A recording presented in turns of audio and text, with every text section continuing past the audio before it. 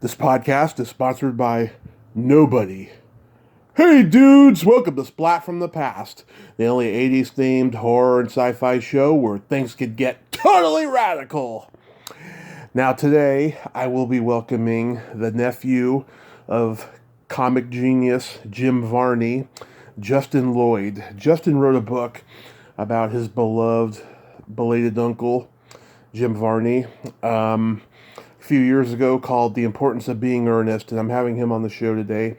We're going to, reflect on his life, career, tragedy, all of that stuff. And of course, you all know Jim Varney was Ernest P. Worrell from classic movies as Ernest Goes to Camp, Ernest Saves Christmas, Ernest Goes to Jail, Ernest Scared Stupid, Ernest Rides Again, which I'll be talking about for the second time today, like I did earlier with Ron James. And Ernest Goes to School, Slam Dunk Ernest, Ernest Goes to Africa, and Ernest in the Army. And it's going to be great talking to him about his amazing life, career, and legacy. So yeah, here is my interview with Justin Lloyd. Know what I mean? Good evening, Justin. Welcome to the show, sir. Hey, Tommy, how you doing? I am great. How are you this evening? Fine, thank you. Well, this is such a great honor. Thank you for taking the time today. Sure. I'm glad you asked me. It's a pleasure. Absolutely. So, you're the nephew of legendary comedian and actor Jim Varney, and your memoir is called The Importance of Being Earnest, The Life of Actor Jim Varney. It's been out for a while now. What made you write a book about your uncle?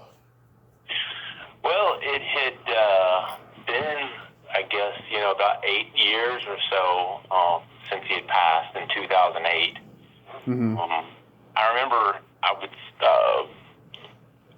always interested in what was out there on the internet about him, and in so many positive things, like videos on YouTube and so forth, and so many people saying such kind words about him and talking about him as their hero and all this stuff, and that really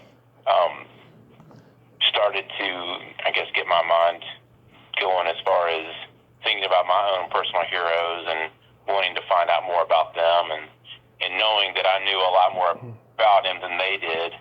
And then I would see other information out there that just wasn't always accurate. And so it's like a couple of things. I wanted to kind of really do something comprehensive and clear up probably lots of inaccuracies, not a lot, but some inaccuracies about him, and just not so much about him, but some of the work he was doing. Like there was always this rumor about this Earnest the Pirate movie that was never made, and that was never that never happened. I think at one point there was an online thing for Disney to release this Ernest the Pirate in a petition. Yeah. And it's like that was never going to work because that was never in the works. So, but yeah. So I knew that I would obviously have to do a lot of research about certain things, but then I had access to people that could tell me some of the insights about him as a person, but I would still have to do a lot of research about just a lot of the work he did, and getting quotes for things and when movies are released and those kinds of things. So I did a whole lot of research on the internet. Thank goodness we're in the internet age, because a lot of the research I did, it would have been a lot of trips to the library and back and things like that. So I went through a lot of newspaper archives and so forth.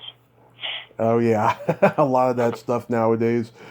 Yeah. I did take one trip to Nashville and I visited Purity Dairies, and it was really interesting there because this was a little while back. This was in 2009. I was just about a year into the book, and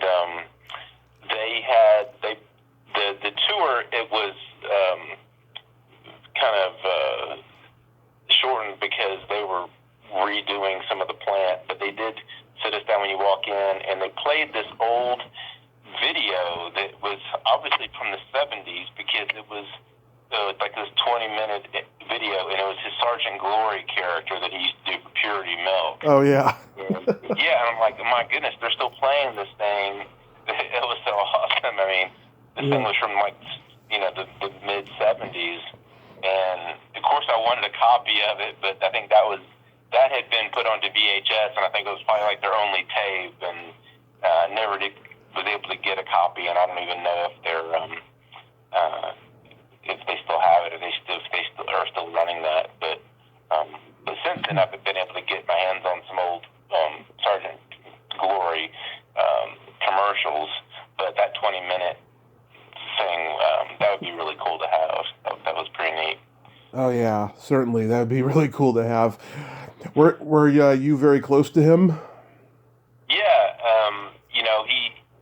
I wasn't around him a whole lot. Of course, he when I was during the '70s, when I was a small child, he was out in California, and then he moved back to Kentucky around 1980, and then was moved on down to Tennessee, just north of Nashville, in a little town called White House. In the early '80s, so he was close. He was here for holidays and so forth. And I got to get down there a few times when he got married in '88.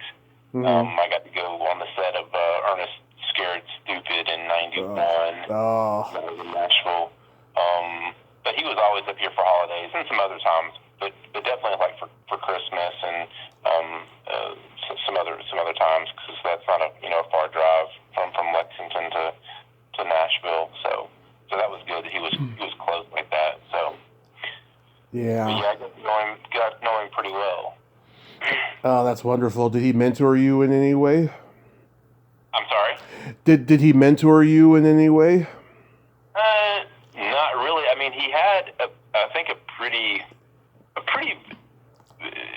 big effect on me. I just remember seeing the way he was, like he was very much somebody that kind of invented his own style. I mean, he was, he would have a silk shirt and blue jeans and wore, jewelry.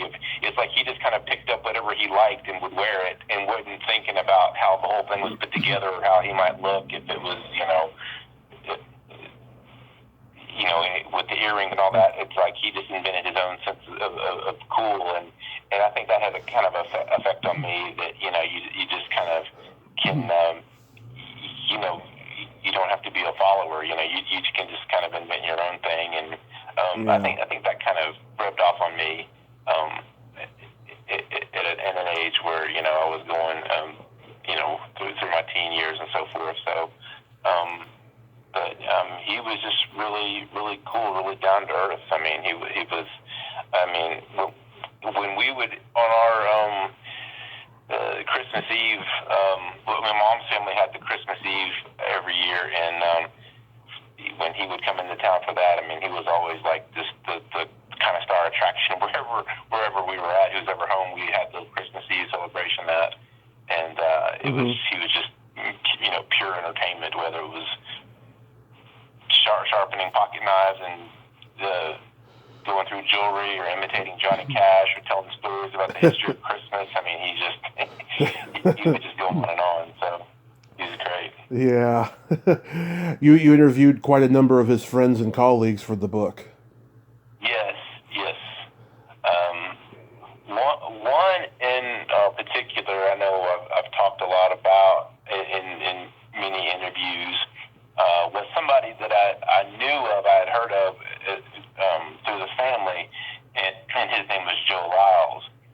And this was somebody that he became friends with when he was around coming out of high school, and it ended up being like his first manager, and moved down to Nashville with him in the '70s, and helped get him signed to William Morris, and really just gave him a lot of confidence.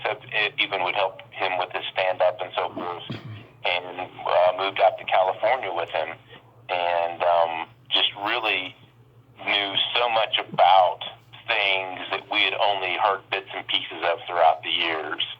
I say it was almost like being able to interview a spouse. It was like he just knew these things really that nobody else did. Yeah. Some kind of intimate, parts of his life, and it really allowed me to write the kind of, real comprehensive book that I wanted to. I'd say almost from like 68 to like almost 1980, that whole span of the book is really so much of Joe's contribution throughout phone conversations and emails. And he was out in California, and I'd never met him before. I was kind of intimidated by him a little bit. But he was just really, really good, just down to earth, and was just very forthcoming. And it was intimidating because I almost felt like it should have been him writing a book, not me. But he didn't ever have any interest in that. But he really, he was the one who gave me a lot of things, like the picture that ended up going on the cover of the book was something that he had sent me in a box that he had pictures and things from just papers from the William Morris Agency and things like that, and other scripts and things that were just awesome to have, that he wanted in the hands of family members and so forth. And he passed away a few years after I finished the book, so I'm glad he at least lived long enough to see it. But that was kind of sad. But he was so integral in helping me write the kind of book that I wanted to write. So he was huge for sure. Yeah, that's somebody that Jim never. It's really kind of crazy because Jim never mentioned his name once. That I could in interviews when I would look up all these articles in the newspaper, his name never came up. He really didn't talk about his California years that much, even though he had definitely some success, but he just really kind of liked to just kind of glaze over that part of his career a lot of times. That I think the whole California scene just wasn't really him, and he was just happy to be back closer to home and so forth. But he did have some success out there, and just wasn't really willing to stay at it out there. I mean, there was an actor strike in around 1980, and that was enough for him. He thought he'd come back, and then luckily that's when Earnest hit, right when he got back. So. Yeah, because I've talked to a lot of the old guys who performed with him at the Comedy Store, and they told me he was such. Yeah, they told me he was such an underrated stand-up, but it seems like he only did it because he wanted to get seen for acting. Is that a fair assessment? Yeah, well, of course, people don't remember nowadays, but back then, like the kind of the way it worked was to some degree where comics in New York City would kind of hit it big, and they would come out on the West Coast and like get on to Johnny Carson or something, and then really get the attention of TV executives. I mean, this kind of happened with Jimmy Walker, Freddie Prinze, and these were two guys that Jim had worked with some in New York, and I think even in California. And so he was kind of like thinking, hey, maybe I can follow that path, Stand-up right was kind of a means to an end. I mean, he was good at it. I think he was very much more the kind of storyteller stand-up, and doing the characters, not the kind of joke person and that kind of thing. I mean, there's all kinds of different stand-up, of course, but yeah, I think it was more of a means to an end for him, for sure.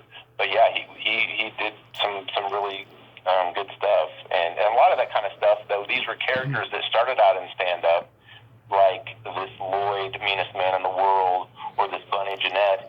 I mean, these were characters he was doing in the early 70s, and these were characters that ended up being part of the Earnest family. It just was all kind of such. It's really something how he parlayed them into these characters that ended up with this Earnest connection. So I've seen a couple videos of him doing stand up on YouTube where he's talking about growing up in wildlife, and he tells it so good too, he's around a campfire talking to friends, Right. And it's funny because he's from Lexington. I mean, and so it's a pretty big city, and I mean that's where I'm from in Kentucky, right? But he makes it sound like my grandfather is from West Virginia, though, from the mountains in Matewan, West Virginia. Actually, he was born in Virginia, but grew up in West Virginia. But he was from that area, and I think that really had a big effect on Jim, and that the humor and all of that lifestyle and everything. And so a lot of his characters are kind of based on that. And of course, to people outside of Kentucky, they think of probably Kentucky, is the mountains and we have big cities like Louisville and Lexington, and he went to like the largest high school in the state at one time in Lafayette in Lexington. But you would think that maybe he was from Eastern Kentucky, grew up in the mountains or something, but it was a lot to do with my grandfather and just that kind of influence and so forth. But yeah, he definitely had that. He did that kind of character. Earnest was something that was kind of in his back pocket for many years. That kind of Southern flavored character, right? And so it was kind of a natural thing when they were looking for a character like that, and then they fleshed it out with all, the costume and the name and all that stuff a little bit later. But yeah, that was one of the many kind of characters that he would do throughout his teen years and so forth. Yeah. So. Wasn't he originally on the trajectory of being a dramatic actor, and he did Shakespeare and all that? Yeah, I mean that was a definite interest of him. He started doing Shakespeare in high school. His high school drama teacher, Thelma Beeler, was a big influence. So she was a big deal in the state, and they would when they would go to the state drama festival, I think 2 years in a row he won Best Actor in the state. And then she's a pretty big deal. The auditorium there at Lafayette High School was named after her in 1976, I think. So they were quite a pair, and so he had a big effect on her, and I think he really kind of wanted to go. He did make a couple trips to New York, and really was maybe he gave a try to Broadway, but then he was getting into stand up and thought that he quickly kind of pivoted and tried that path when he saw that Broadway may not be the answer for him. Did he do any sketch and improv as well? Not really. I think the closest thing probably to kind of an improv type of thing really may have been like the what was the show? The Fernwood Tonight. Yeah. We did, and it's not sketch comedy, but it was close. I mean, it's kind of like that fake Tonight Show type of thing, and I think it was really funny. And I think he was able to bring some of his own. He had his own character and bring some of his own material that they would kind of mix in with what they had written for the show. And in fact, I think Joe Lyles one time. I think Jim was on his honeymoon because he got married in like '77. And I think while he was away, Joe Lyles wrote like a whole sketch for Jim to take to them that turned into one of their shows or his portion of that show. So that was kind of neat. And I think it was neat to see him on a show like that where he's playing off of some really other talented comedians like that. Martin Mull and Fred Willard, and I don't know if any of that was improvised. It seemed like some of it may have been, but it was just fun to see them play off each other, and it was really, I don't know if you've seen his appearance on Roseanne in '96. I vaguely remember it. Vaguely, yeah. Well, it's crazy because Martin Mull was on Roseanne because I think he played her boss, wasn't it, at this diner? Yes. And so there was a party on the show that Fred Willard and Martin Mull are at, and Jim walks in, and it looks just like he was coming on to the Fernwood Tonight Show. I mean, it was like this weird deja vu. He walks in the house, and then he's sitting right beside him, and it was like, there's Fernwood Tonight right there. But it was like funny, he's playing this Prince and stuff, and so it was a funny, really. I'm sure they had a chance to probably catch up and talk about their Fernwood days when he was Yeah. from there. But, yeah, that was just a funny coincidence. But, Yeah. and so. yeah, and then doing that Fernwood Tonight appearance, that led to him doing the short-lived Operation Petticoat series, right?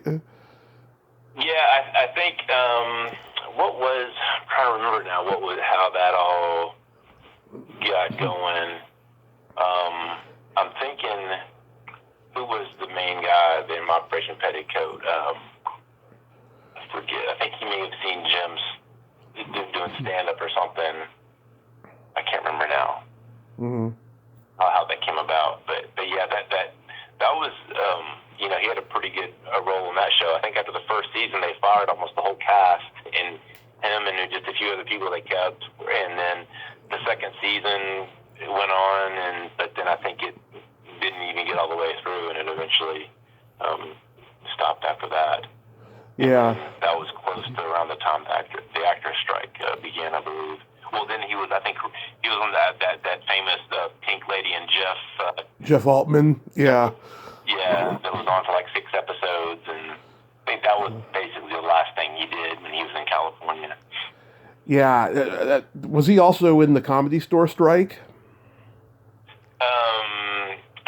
I suppose I'm not sure how much he was playing there at the Comedy Store when that was occurring. I'm not sure. Yeah. I'm thinking he was maybe at the Comedy Store, maybe right when he basically was out there from about 76 to 1980. Yeah. I don't know. I think he may have started out doing the Comedy Store for a year or so, and I'm not sure how much he was there in the years to follow before he left California.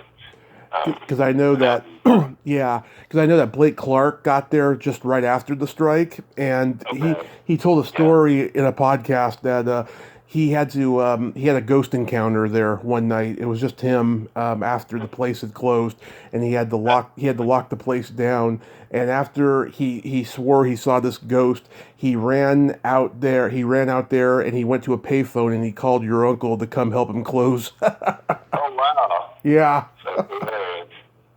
Those slinky dogs, right? Yeah. And also too, legend has it, your uncle was with Argus Hamilton the night that Argus discovered Sam Kinison. Oh, okay. Okay, I didn't know that. They were on the road in Texas, yeah. Okay. I knew they participated in this thing in Houston, some kind of a competition there. It was Argus and a few other comics. Forget the other. Probably Ollie Joe Prater. Yeah. I remember those names, and I was doing a lot of research and trying to think. Oh yeah, and then I was thinking Blake Clark. He was in the that movie Fast Food with my uncle as well in '88. I don't know if you had heard about that. I love that movie. I've been watching it since it came out. I've watched it. I love it. Yeah, I just love your uncle's performance in that, playing Wrangler Bob Bundy. Yeah. I was supposed to interview the director last summer, and then he flaked on me. I was really disappointed. Yeah. Okay. That'd be interesting to talk to him. I'm trying to get Clark. I think it was a skinny boss hog. I thought that character who was with the white outfit and the hat and everything. He was a trip in that. Right. Yeah. Well, I'm trying to get Clark Brandon on here, so hopefully I'll get to talk to him about the movie. Okay. Yeah. Yeah. Did him doing a bunch of '80s movies? I got that Clark. I know you're talking about. It was in that. He was in a bunch of stuff in the '80s. Yeah. So did he come back for a while when he was doing the Rousters? What do you mean come back? Come back to L.A.? Yeah, I guess he did. Yeah, he did. And that was about the... It was funny when he was even in L.A., like in the 70s, because he would be coming back to Nashville, because he was like on the Johnny Cash, had a summer series in 76, and he would have to come back to Nashville to be on that, and there was a few other things in Nashville. He was coming back from California to go to Nashville, so it was kind of funny how that worked. And then I think after the Rousters, yeah, he was pretty much done with California for a while until I guess the Beverly Hillbillies. Yeah. So Yeah, I remember watching the Rousters though on A&E back in the '90s. They used to rerun all the Stephen J. Cannell shows, and so Oh, they played those, and I was just like, God, this is just like the Dukes of Hazzard. yeah. I think that was probably something they were kind of aiming for, right? Yeah. Now people don't realize though. Ernest. I mean, you mentioned before that Ernest was in his back pocket for years as a character, but people think that it was solely his creation. It was John Cherry's creation, right? Yeah, and there's actually another person as well. I mean, it was um, the there was another person, Tom Farrell, Hmm. that was also part of the agency at one time, and at that point was kind of working as trying to think what would be the good term. Um, can't believe it, but just helping to develop characters and so forth, and he was really integral, I think, really in the Sergeant Glory character. I don't think people realize that years before in '72 is when they all first met. That John and Cherry had met Jim, and they were looking for the Sergeant Glory character. Jim actually came to this audition with a female friend of his that was an actress who was trying out for a female part in this commercial, and they saw Jim and they thought, well, he has an interesting look, and they gave him the script to read for the Sergeant Glory character, and he got the role there, and so he played that character for about 4 years, Hmm. and then that was the end of it for a while, and then so that's when Tom Farrell and John Cherry took a trip up to Bowling Green because they were wanting them to develop some ads for the park. There was a Beach Bend Park in Bowling Green, Kentucky, and they realized the park was in such bad condition. They really needed like a spokesman character, but he really wouldn't be able to be at the park. He needed to be somewhere else, and so Yeah. they came up with the Earnest as the spokesman that could kind of talk up the park and so forth. But and then the ads were shot from John Cherry's home there in Nashville. Yeah. But it was kind of like they all just kind of came up with the idea that like I said, the spokesperson, the type of character, and then the name and so forth. And once Jim got involved, it kind of all got fleshed out. And then the ads ran for a series of weeks, and then really it was shelved. They didn't think anything would really come of that character until Purity, who had worked with Cardin and Cherry agency with Sergeant Glory, was interested in they played him some ads, and they're like, oh yeah, we like this Earnest character, and they knew Jim, of course, from the Sergeant Glory stuff, and that's what really got Earnest going again. What really got it going, really, period, was that Purity, and then the Dairies caught on, and that was really the beginning of Earnest, was truly with that. It would have really died with those few Beach Bend ads if it wasn't for that, really. So Yeah. that was really interesting to kind of figure all that out, how that worked. But so Yeah. Dr. Otto and the riddle of the Gloom Beam, that was technically the first Ernest movie because it's one of the many characters he plays in it. right. I love at one point John Cherry, it was talked about that was one of Jim's favorite characters, and they loved the fact that he was evil, really with no backstory for being evil. Although in the movie, I guess they did have the backstory of him being kind of like the student that got made fun of in class and stuff. But I think before that, he was just kind of this, just evil. He was one of those just kind of like Dr. Evil, right? In Austin Powers movies. Yeah. He's just this evil character. This is out of nowhere, just evil, right?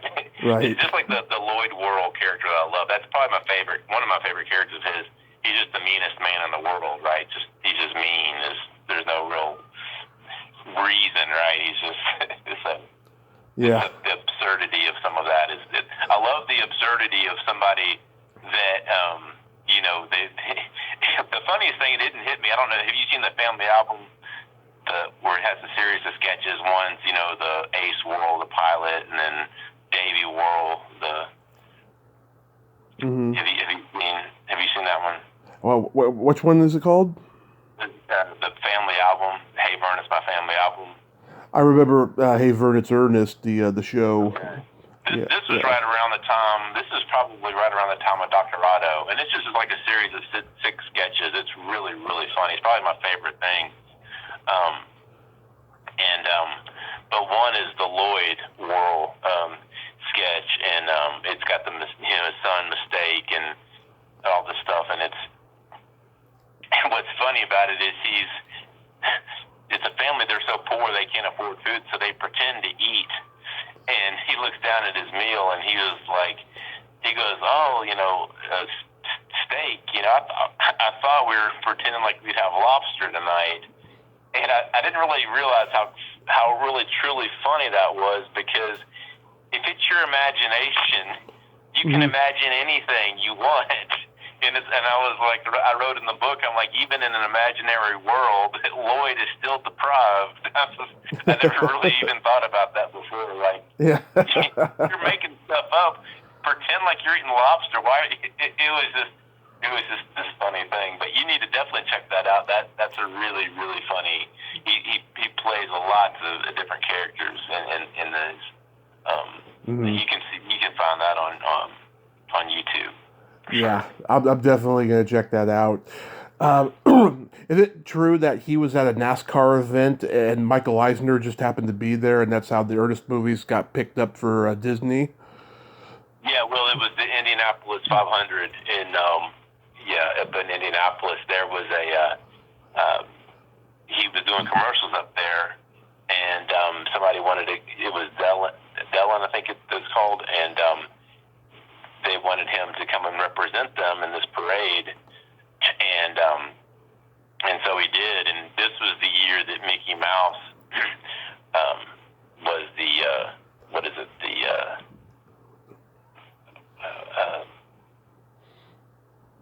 was not the master of ceremonies, but in the parade, what is the float? He's the main character in the parade. I forget now, but the float. They usually call it the float in the parade. And so Mickey goes around the whole track and everybody's cheering, but then Jim comes out as Earnest. He's like sit up on the back of a convertible, and he gets like this thunderous applause, and out in the audience are Michael Eisner and Jeffrey Katzenberg, who were the heads of Disney at that time. And so, they definitely saw an opportunity, like, who's this guy that everybody's going nuts about? And, they're out in California where Earnest really wasn't known or much. And so, before, they were having talks with John Cherry and worked out a really more of a distribution deal with them. And, so that was really the first four Earnest movies were, Disney had Disney involved with the distribution and I guess some of the budget and so forth. Yeah, Ernest Goes to Camp is so great because, when you look at it in hindsight, nobody knew that there was going to be any more Ernest movies after that. So they put like the most hilarious and slapstick gags and like really touching humanistic comedy. It's brilliant. Yeah, it was good.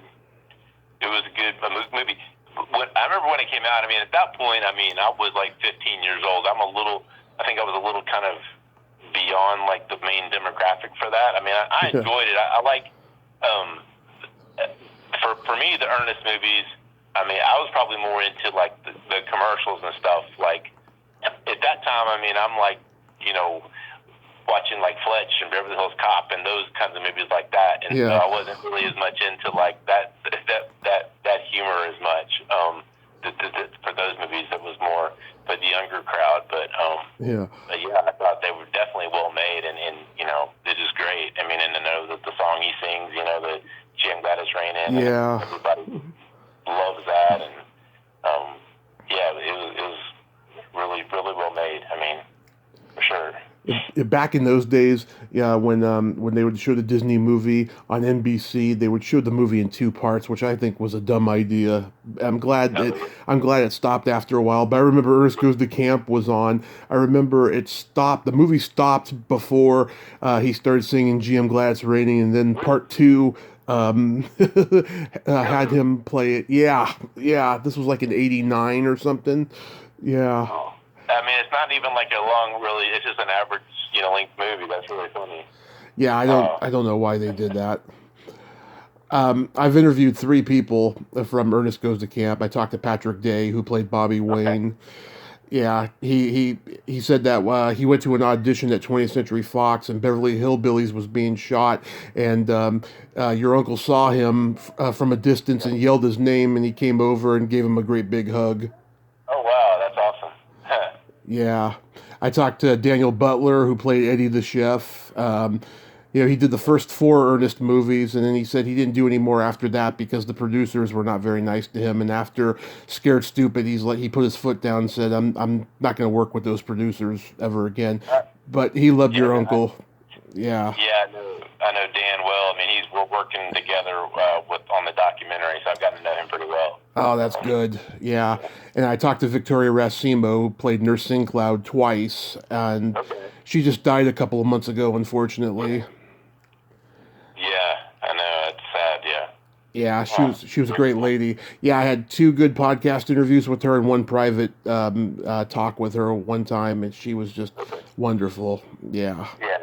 Wonderful. She seems really nice, so yeah, that's... Did you talk to a lot of his regulars like Barry Scott and Jackie Welch? No, I didn't. I try to remember even how much effort I even tried to put into interviewing some of those people. It was probably more people here in Lexington, people that he knew growing up and so forth. A lot of like his co-stars and things. I think I'm trying to remember I think a lot of times I just had trouble finding people, or maybe I would have emailed them and maybe not heard back. I don't really remember some of those details. Trying to think. I wasn't even able to get in touch with John Cherry to interview him, which was really unfortunate. But yeah, I tried to reach out to anybody I felt like I had a chance to get a hold of, and it was really, it was really just me. I didn't really have a team or anything. Yeah. Not a lot of like inside, information on some of that stuff. So, do you have a favorite of the Ernest movies? I would say probably Ernest Saves Christmas, maybe. Yeah. So that and Camp were probably neck and neck. But yeah, I thought the Christmas one was really really well made. Santa Claus was just one of the best movies Santa Claus has ever. I think he was just such a great choice. Those first five, I think, are the best. I didn't like them after Ernest Rides Again. I think they were shot on video, and they just I think they shot them too fast and didn't put much effort into them. It definitely didn't feel. For me, I guess for me the first four were the ones that were set apart for me. But yeah, I think a lot of people agree with that. It was really like the first 4 or 5 are really the ones that are the favorite, especially. I don't know how much they were thinking about it to begin with, but when you create the seasonal movie like the Scared Stupid and the Christmas, those just because everybody, Halloween comes around, you want to see it on Scared Stupid, and Christmas comes around, and you want to see it on Scared Christmas, and they really remained, in the public's eye for a long time now, and that's really cool. That's people grew up watching them, and now that's like just the tradition now. Every year they watch them during those seasons, and so that's really cool. Oh, my dad pulled me out of school early on Halloween Day to take me to see Ernest Scared Stupid. Wow. Wow. Yeah. That's very cool. Yeah, I was a little scared of those trolls, I'll tell you, but I enjoyed it. I thought it was hilarious. Yeah. That's one thing I've heard so many times. Yeah, is the trolls for. Of course, at that point. Well, here's the really funny thing about Scared Stupid. But at that time, I was almost 20 at that point. I was working at a movie theater, basically selling tickets to that movie that Uncle was in. So that was talking about things coming full circle. That was pretty crazy. So that was pretty cool. Yeah, my mom took me to see Rides Again before it was pulled out of theaters because it was a quick release. Yeah. And I just talked to Ron James a couple hours ago, coincidentally. Okay, I'm not sure who was. He's his co-star Dr. Mellon in the movie. Oh, okay, gotcha. Right, okay. Yeah, he said, despite the fact that he didn't agree politically with your uncle, he said that he brightened his whole life during that period because Ron had just moved back to Canada after being in Hollywood for a while, and he had so many doors slammed in his face. But he says your uncle lifted his spirits. Oh wow! Awesome. Okay. Yeah. Very cool. Yeah, I also love Saves Christmas. Yeah, I talked to Noel Parker, the runaway, and Bobby Lesser, who plays the crooked agent. Yeah. Wow, you've talked to a lot of people. That's awesome. Okay. A lot of people. Yeah, I've been so lucky. Yeah, I mean, in Ernest Goes to Camp, I just love the gags that are in that. The toilet plunger scene at the beginning. And the barbecue scene where his foot, ends up in the barbecue. Yeah, I mean, you look at that. I mean, that's how they did that stunt. I mean, that was pretty impressive, especially for like '87. That I don't know, that was pretty funny how they definitely were able to capture all that on screen very well. Did he do a lot of his own stunts because he seemed like he was very physical? Yeah, I think he did. I mean, for the most part, I know that he had a stuntman on some of the films. I've seen pictures behind the scenes and stuff. But I think for a lot of things he would do, especially in the commercials. I think he did pretty much everything in the commercials.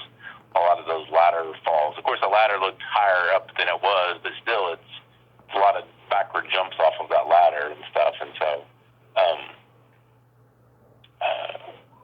But yeah, what was interesting in the book I wrote about, that he kind of grew up like kind of a sickly kid. He had asthma, and was kind of small, and but then as he grew older, he's just a very naturally athletic, muscular person, and he had a very good physique, and would have been a really, really good athlete, but just was not interested in any of that. He was all about the theater, but he would have. Probably been good at track or anything like that in any sport, I think. But it's interesting that he kind of grew up this sickly kid. My grandfather was a boxer in the army. He's a big guy, big broad shoulders and everything, and he was not the kind of athlete that I think probably my grandfather envisioned. But then he grew up to be an actor that was very physical, and so that was interesting that. How that turned out. Wasn't he close with Robin Williams? I think he was. I mean, I think they become friends. I think the Comedy Store there in California. Yeah. And I don't know though how much they stayed in touch through the years, but yeah, I know they were friends, and I know and I think it was '87 where those pictures are of them being together.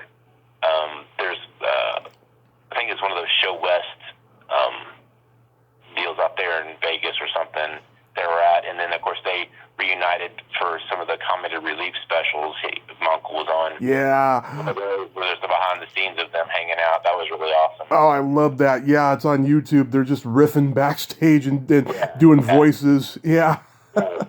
Yeah. I think you can almost see there's almost that natural competition there between them to kind of come up with the best little, riffs off of what they were doing and stuff. And so that was really cool to see. And then, another movie that it was great, I thought, too, was the Beverly Hillbillies. And I've been able to kind of exchange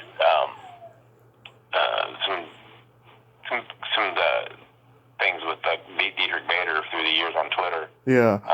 He's always spoken really well of Jim, and he has a lot of nice things to say about when Jim was out there and how he would go to hospitals on his days off and visit sick children in the hospitals dressed as Earnest and so forth, and always speaks very well of him, and that's really cool. I hope to interview him for the documentary, so that he's definitely top on the list of people I'd like to talk to. So that would be great. Yeah. Do you remember when he was the voice of the con artist Carney on The Simpsons? You know, I've seen that since, but I didn't really watch a lot of the Simpsons growing up, but I didn't see that when it happened. But I'm not even sure I might have even been aware of it at the time. But yeah, I know that was really good. And he got into a lot of more voice work around that time with some other cartoons, like one was a movie called Annabelle's Wish, a Christmas one, and I think he was on some other. Of course, he went on to do Atlantis. Oh yeah. But, I think he would do a lot of that stuff today if he were still around. Yeah, I think he was. Yeah, he was doing more and more of that through the years. I think he just had that really kind of great kind of raspy voice, and yeah, he could do a lot of different characters. And, yeah, for sure. When you found out that he passed, I mean, was it expected? Yeah, I mean, he was diagnosed I guess in '98. And I just remember, like, he was one of those kinds of people. I know he smoked so much when he would laugh really hard, he would start coughing.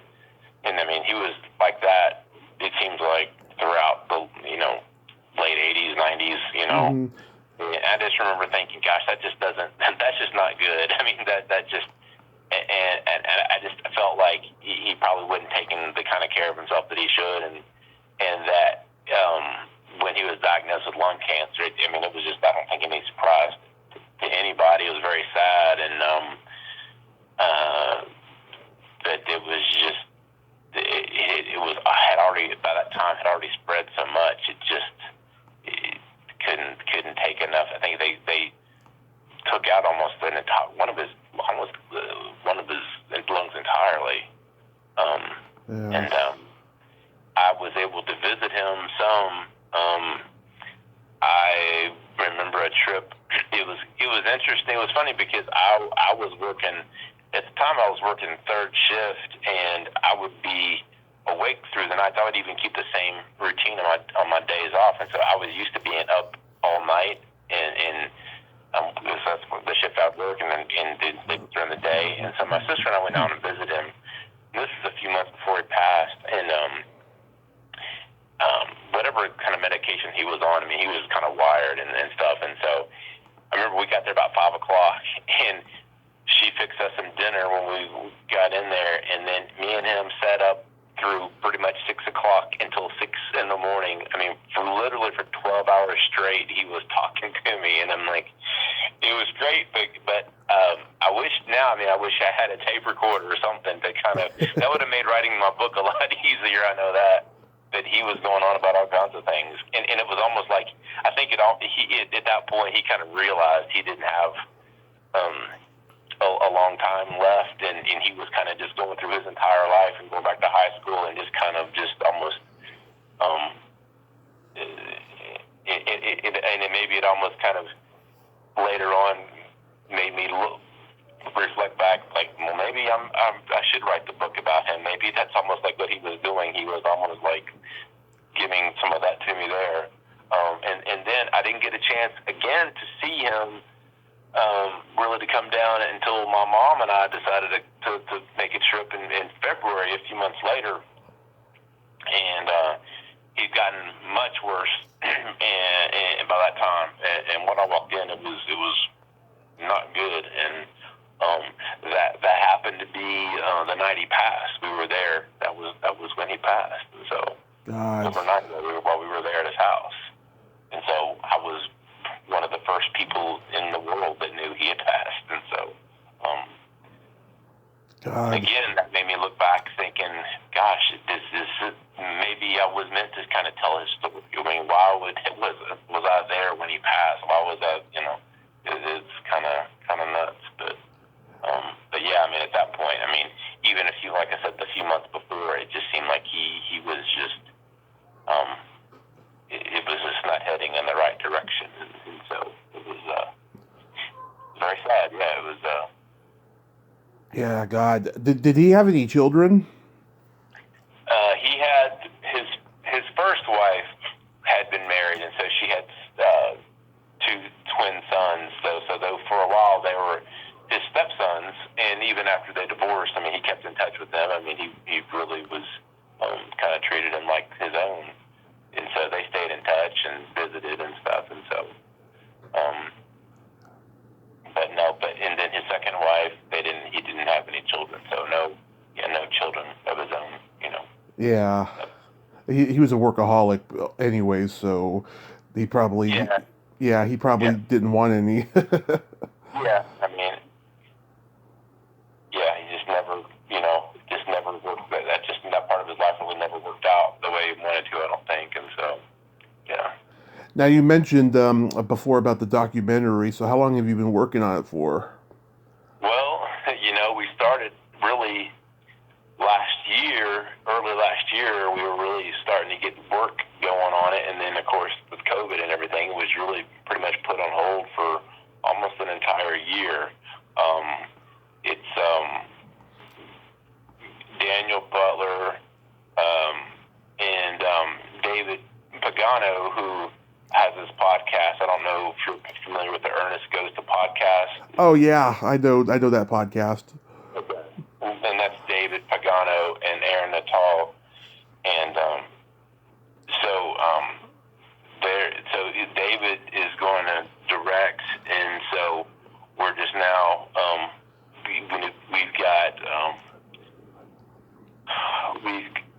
we've been talking to John Cherry's son and trying to get the rights to use a lot of the stuff from the John Cherry's archives, and then I've got things of my own. The thing is, through the writing of my book, I've accumulated so much that, of course, the videos and pictures and all kinds of other things that I really not able to use for a book, of course. But now I have all these things, and then with you throw in all John Cherry's things. I mean, there's a tremendous amount of media and things we have now to use for a documentary, and as long as we can get the rights for a lot of it, and then it's just also a matter of being able to get interviews with people that we hope to, and I'm hoping that some people I interviewed for the book I can interview again, and so very excited about it. I mean, it's going to be based on my book with the same title and everything. So it's very exciting. That's what probably I would have wanted to do originally, but just didn't really have the means to do it, and so forth. But I'm extremely excited about putting something on film. Yeah. That people would really want to see. So I don't know if you did. Do you have a chance to see the trailer we could put together for it? No, I didn't even know about the documentary until you brought it up earlier. Okay. Oh, okay. Gotcha. I'll check it out though. Yeah. I mean, I hope it gets a good release too. If everything gets under control. Yeah. And so we I mean, like in this past year, just to give you an idea, I probably Dan sent a couple boxes up to me from Nashville of things that were in a place that John Cherry owns, and I've scanned probably 1,200 pictures in the last year of all the things from there were slides in there and negatives and all kinds of other prints, and we've got a staff video that somebody filmed a whole behind. It's like from the crew of the Earnest Scared Stupid set, so it's like a 3-hour kind of behind the scenes on VHS of Earnest Scared Stupid. Yeah. And so that was a cool find, and so lots of cool stuff. And another thing that was great is, like, I didn't realize on the set of all those commercials, there was somebody taking lots of pictures. pictures. So there's lots of pictures of these commercials being made of all of these, and so that was really cool to find out. So we've just been, digitizing all these things, and then hopefully be able to use a lot of them for the documentary. So very excited about that. Awesome. And how are things for you during the pandemic? They've been all right. I've been working from home. I've got an IT job, so I've been fortunate I can work from home, and that's been going well, and then allowed me to spend more time with my family, and then of course I've been, like I said, continuing to do what I can on the documentary for now, until we can get out and get together with talk to some people, interview, and so forth. So, but yeah, thanks for asking. But yeah, it's been all right. Oh, that's good. Yeah, I mean, do you guys have a high case of COVID deaths over there? In Kentucky, it's been. I think we're one of the lower states, I believe. And so, and I live just west of Lexington, so it's been luckily not too bad around here. So I'm hoping that whatever they call these variations on the strand, don't upset with the progress that's been made and everything, and the vaccines will be able to work on everything. So, but yeah, we have a low number over here in Redding, California, and this is a part of California where they're not even taking the mask thing seriously at all. But yet the number is very low, strangely enough. Yeah. But I got vaccinated last week, so I'm really happy about that. Funny enough, I got my first one today. So, yeah. Nice. So, yeah. But yeah, hopefully this will get under control and things can get back to normal. And yeah, that's one. That's one thing. The book and having this is definitely been a real highlight for me in my life, and it's just been great because it's enabled me to share so much of what Jim did with everybody. I knew writing my book, it was like a long, kind of lonely process. I was doing it for 6 years, and but I knew that there was this crowd of people out there that would love it. That no matter like how well written it was, it had information in there people were going to like. So I knew that they're going to like the information. Maybe I'm a terrible writer, but they're going to like the what I found out, right?